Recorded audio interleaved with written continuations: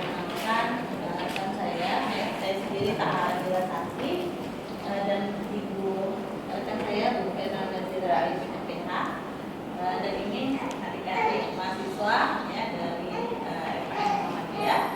Nah, FKM Muhammadiyah mungkin baru kali ini Bu ya, kemarin ya pernah jadi bersama ibu.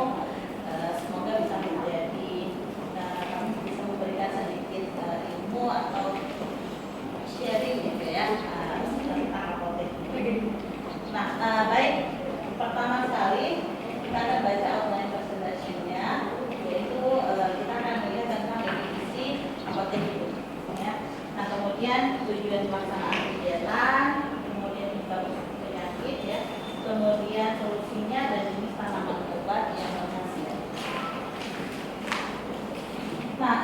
sebenarnya kita semua sudah familiar dengan apotek hidup ya, di depan rumah, gitu ya, di perjalanan, di mana kita jumpa. Nah, apotek hidup itu sebenarnya adalah kegiatan pemanfaatan tanah atau lahan menanam tumbuhan berhasil obat.